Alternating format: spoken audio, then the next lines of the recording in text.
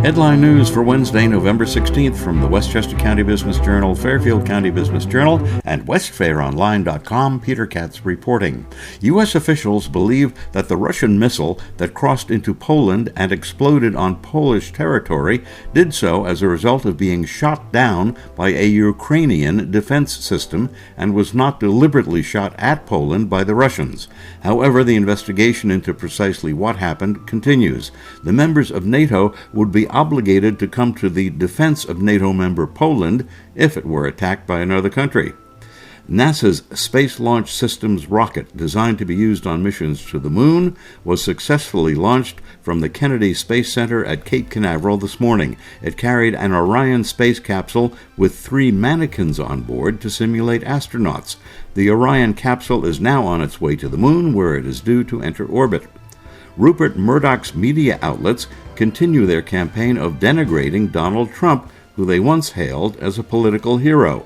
In reporting on Trump's announcement last night that he's running for president in 2024, instead of making it the page 1 big headline story, Murdoch's New York Post this morning said in a small banner at the bottom of page 1, quote, "Florida man makes announcement, see page 26," end quote.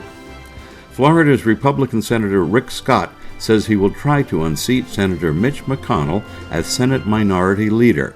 Scott blames McConnell for the expected Republican red wave not materializing in the off-year election. McConnell says he has support to continue serving as Minority Leader.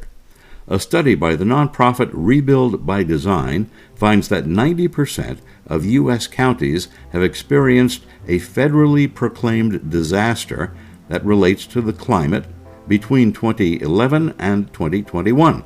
Some counties had as many as 12 disasters during that time. In 2021 alone, the U.S. experienced 20 separate climate disasters that resulted in at least $1 billion damage each.